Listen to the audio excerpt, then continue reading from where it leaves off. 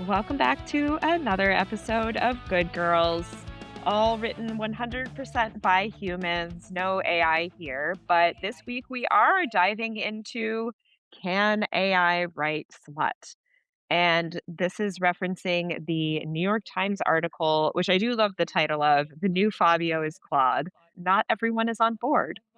I am SJ, here with my co-host Kay to discuss this. Okay, I know you read a little bit of Coral Hart, and that is who is profiled in this article. So I did think it was interesting that this is the main person that they interviewed, and the author of the article doesn't go into talking to anybody who is a romance fan about their reviews of this particular person's book. But her name is Coral Hart. She is a romance author, and that is a pen name, as most fun romance author names are. She's got 21 different pen names so that she can write AI assisted novels and you can't track them down. Um, and so a lot of this is an interview with her about how she is using AI to generate romance novels at a speed never seen before. So I was pleasantly surprised by how little I liked them and how much I was able to tell that there was something missing in the book. I don't know if it screamed, this is AI trying to write it, so much as it screamed like this is a person who is not a romance writer who is told these are the 10 things that you need in a romance novel, but doesn't actually know how to weave them throughout the book. And I felt kind of gratified by that. I was like, okay, it didn't work. That's great. What I do think is there's a difference between how she seems to use it, which is literally just to have the AI spit out a 200-page book and go ahead and publish it, versus if you are a romance writer who has fully formed a book and most of it, and you are using AI to help you go back and forth and iterate on how to go about a sex scene. Yeah, and I think that was a more interesting discussion for me in the article, and I think that they had a survey of 1,200 authors. This was across genres. This wasn't just romance. And in this survey, which I think was anonymous, so you could be more honest about it because almost any author that you speak to with their name involved will say that they don't use AI at all. They're absolutely opposed to it. Versus in this survey, about a third of them said that they were using AI, but that can run the whole spectrum between plotting, outlining, or as Coral Hart is doing. And there are a couple other, they mentioned a publisher that is in just exclusively AI written. The authors are just chatbots, but a third of them are using it in some way. And most of them do say that they don't disclose that to readers. And that was a poll according to BookBub, which is a book discovery site that did this about a year ago. And I'm not surprised. And I understand why they don't disclose it, but if you are just using it for a little bit of back and forth, an early writers group, but these are your ideas and you're using AI to sharpen it, for me personally, I'm like, I don't mind if that's helping you shape your own ideas, but I do feel like we can notice, and I'm glad to hear you affirm that when we're just having AI spit out novels that we're maybe editing a little bit, that it's noticeable and not something that, at least at this point, the technology is ready to deliver. Favorite line that I sent to you was, "The air shifts, not literally, but in a way that makes my spine go rigid." It's like, "Thanks, AI." I guess that we needed that called out for us, and I that was need confirmation that there wasn't a wormhole occurring. Uh, Love Overboard by Coral Hart. It's like she literally put in the prompt, I want a cruise, forced proximity, I want a single dad, I want a woman who doesn't think that she can fall in love, and that's what the AI gave, but with no knowledge of how to weave these things. I mean, because it's AI, it's a robot. It was all of a sudden just like, "Oh, he has a son," and then out of nowhere, the character is like, "The vibe has changed now that I know that he has a son, and I will forever view him as warmer." It wasn't like, "Oh, my heart is now" it was just awful. It really was. It was a bad book. And again, I'm not saying that I would have immediately identified it as AI. I would have identified it as this human does not have an actual passion for writing or for crafting a love story.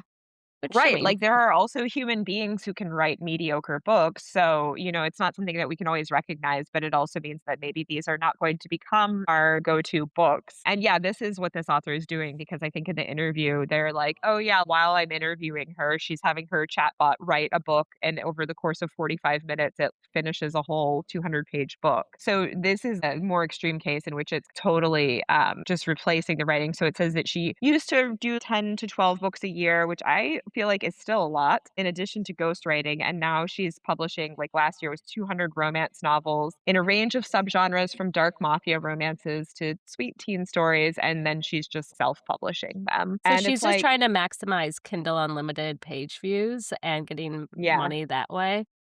Yeah, I yeah, mean, yeah. if people are consuming it and she's disclosing it, then whatever, but I Yeah, can I have tell no you that problem an with it. actual romance author should not feel threatened by someone like this because there is such a clear difference.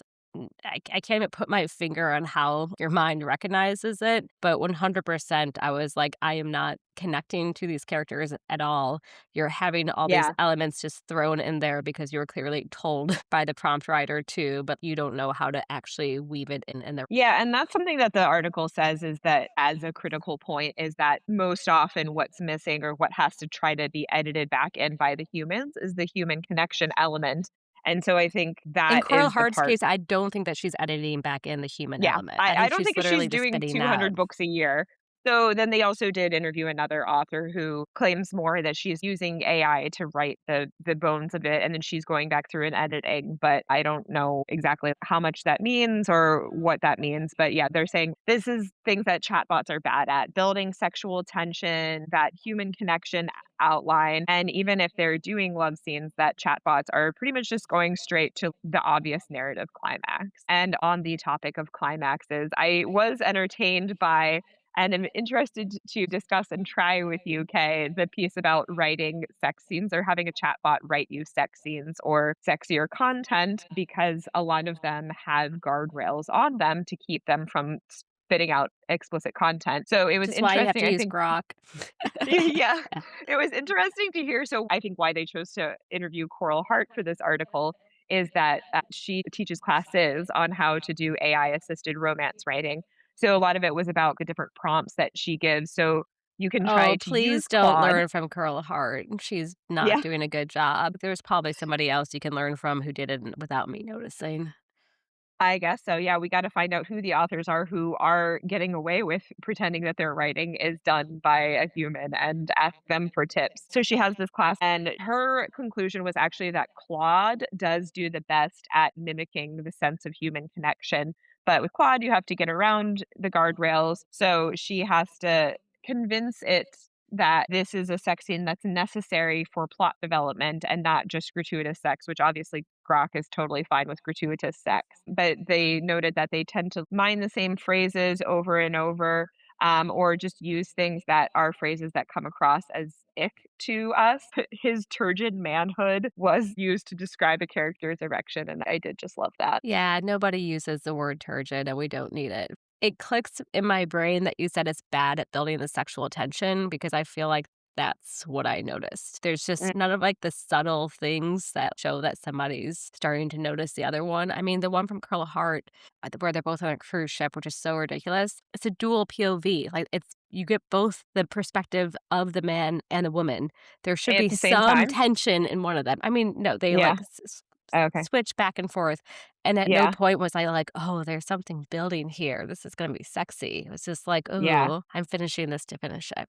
So, There was one called Bourbon and Bridesmaids that looked just utterly like slop, unfortunately, but she wanted me to pay, and I couldn't pay and that one for it, was and it 2.99, and I didn't have any Kindle credits that I could put towards it, and it was just there was something in me that couldn't spend 2.99 on a chatbot written smut that was, I mean, I think the big piece for me, and the article goes into a little bit, there's obviously the whole ethics piece around AI and that it's scraping everybody's work preceding it in order to write these. And then it's making this mushy mishmash of an amalgamation of all of the things that have come before it. But I think really doesn't deal with the ethics around the fact that the only reason that it can do this at all is because it's scraping other work that was done before by actual humans. And there's no yeah, way of paying out for that or crediting them in any way. Yeah, and just to give an example, in scientific writing, peer review journal, the top journals, they have created some guidelines on this about disclosing if you used AI, the extent to which you used AI.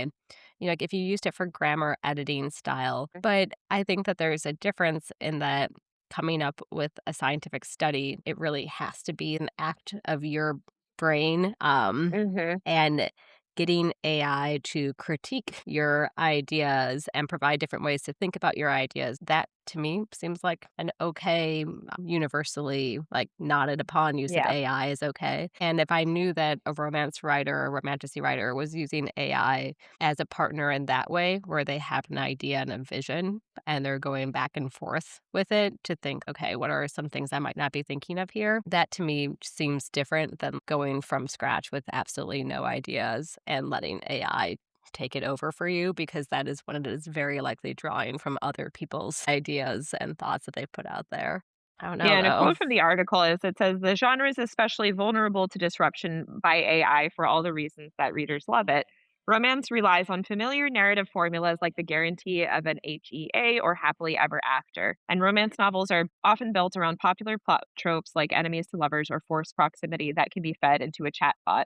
And I think that's something that I feel like misses the mark a little by equating the fact that we love tropes and that you know from the beginning that you're going to expect a happy ending with that you can just rehash things. And I also realize that might not be true for everyone because obviously there are people downloading these AI written books. And I even feel that when I'm reading general books, which who knows, some of them may be written by AI.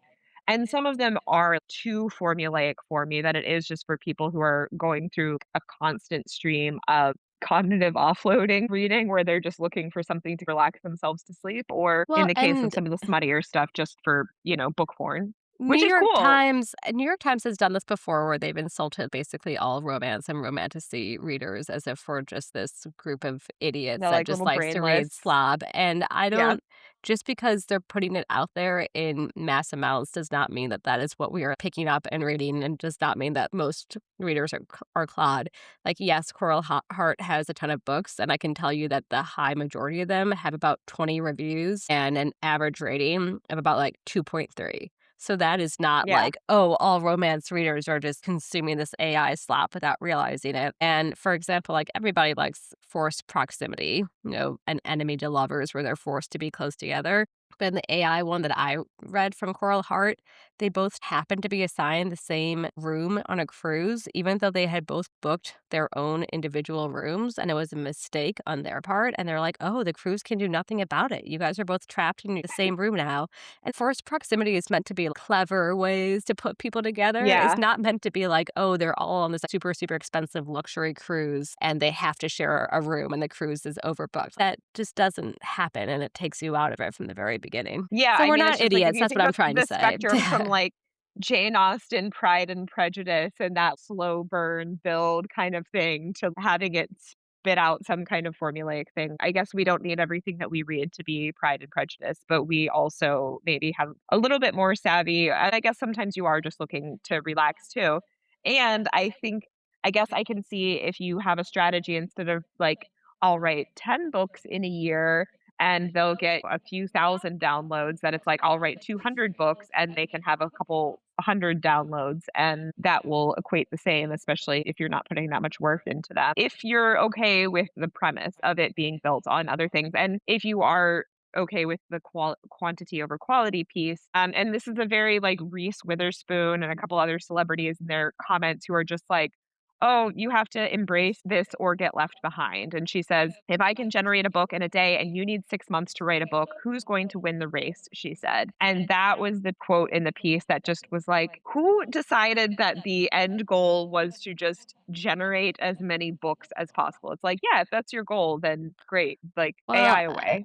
and to bring up a book that I love very, very much, and I think that it's the best book of 2026. I like can Jessica forecast a Kane. future 2026. No, not Jessica Kane. Um, AI 2026 could best never. book. Edith Bird, Because I Killed Him, is just very clearly not AI written book. These are two South African sisters who spent an extremely long time doing a ton of research into this dystopian world and how it could be built and what their Mm. fashion would be like. It was so thoughtful and so beautifully done that I reread that book for 2 or 3 weeks straight, and it made me realize exactly how trashy some of the other books that I read are, that I have no urge to reread them at all, not even a chapter where, like, the 2 people who love met each other, and in this race to publish fast and turn out trash and all that, that we readers are also putting on authors. What are we missing out on if we let people really feel like they could sit and write for a while? And I realize that there's a financial cost to sitting and writing for a while. Sarah J. Maas has taken 2 or 3 years, I'm pretty sure, between when she Mhm. released her last book to this one. Obviously, she could have turned out something using AI in a month, and we all would have, it would have been an international bestseller. But, People would like, have bought she it holds because, herself. yeah, people Yeah. are just ready to eat up anything else Yeah. that's in that world at this point, and I'm sure at And this point too, with if you fed in all of her books to date, that AI could spit out a pretty convincing next thing, this quote that she has of there being any value in the craft and telling stories that are meaningful or matter to people at all, and, also it's like we don't need more books. It's not like there's not enough books to read, even if you are and I know, they mentioned that romance readers are such a target market because they're very voracious. We read a lot of short stories. We haven't had the decline in book sales that a lot of other fiction genres have had recently. But again, I feel like this is an insult to people who read the genre that's just like, oh, but they don't actually care what it is. Like they just not to consume a lot of crap. But if we are doing that, then we're also participating in it. And I think that that's any kind of AI slop or trash thing is that we can sit here and complain about it. But again, at the end of the day, if there's no one consuming it, then there's no market for it and nobody would be wasting time making AI slop videos or romance or, trash reality TV. So as much as we want to complain, at the end of the day, if we're participating in consuming it, then we have to also take a good look at the consumers as well and why we're doing that. Why we're eating a cheap, fluffy little marshmallow when we could have a delicious meal. I just question whether it really is that romance readers are actually consuming this versus that we are very likely to, oh, okay, we'll give this new author a try. Like they only have 100 reviews or something. That's fine. You click on it and you realize within the first 5 to 7 chapters that the book sucks, but it still looks like a reader. Like Kindle Unlimited is really great for some things, but it's Mhm. also bad in that it incentivizes an author just to put out all this shit because even if people all only getting to like chapter 5, like Yeah, not it's even very low stakes to 20%, try something new on Kindle Unlimited, and and I'm it much all more counts as likely to page reads. Yeah. yeah, and just things that do look like very silly, fluffy smut, like, I'm much more likely to download it on Kindle Unlimited and be like, "Eh, whatever, like, I'll take a look," but, and I yeah, I mean, So, I think part of I'm thinking back to our episode on inanimate object romance and how much that author community is so strongly AI, anti-AI. And I think part of it is because AI could never, right? And some of the funniest, most ridiculous, unhinged, totally messed up smut that I have read, I'm just like, there is no freaking way that this could be AI generated because it is just too ridiculous. And the computers are not that advanced yet. yeah, maybe there's just something disturbing about something as wonderful as reading and a robot being able to make you feel that way. But I went in open minded, and I think that it would need a lot of very carefully crafted prompts by an expert in romance writing who knew exactly how to create different things, which probably means that they have enough experience to write it themselves or edit it Yeah, so and then at wonderfully that you that can point, why accredit not it. write it yourself? Yeah, yeah. But I will say, we did a comparison one time where one of my friend's neighbors started self-publishing books, because anybody can self-publish on Kindle Unlimited, or I don't even know if it was on that, but as an exercise, one of us read it and then had AI generate the story that was the same plot, prompted AI with the plot from the short story, and then had an AI generated version and the actual author's version by the neighbor who has no author background and frankly is probably not amazing author. But the funny thing was that you could still totally tell the difference. And the human written one, it wasn't that it was good. In fact, the human written one had weird plot consistency things and some stuff that was totally unhinged and made absolutely no sense. But the AI generated one, it followed the same story prompt, but it was just so boring. So it wasn't bad writing. It definitely picks up on all the basics of how to describe these things, maybe with a couple weird quirks, but I just felt like it was very bland and boring. Well, again, we should feel somewhat relieved by that, Yeah. that we are able to call it out. So I Yeah, think, romance writer Sarah J. Maas, AI is not coming for you anytime soon. yeah, if you're solid at romance writing, then we will still choose you instead. It took her writing, churning out these books basically one a day for her to make a profit on it. So that's just a lot of people accidentally reading her books. That's what I think. Yeah. Well, it was wonderful talking and sharing perspectives on AI written novels and feeling like we're pretty safe at the moment from being able to identify when a novel is written by AI entirely and that excellent romance and romantasy novelists still. Yeah, and I don't care Yeah. how voracious a reader you are, there are thousands of human written books that you could read before you run out of titles. So, encourage you to continue to seek those authors out. But next episode, we'll be back with some of our own AI prompts. We'll take some of the lessons from Coral Hart's class to see if we can apply them for ourselves to write some fun scenes and, yeah, see how it goes. Till next time, good girls.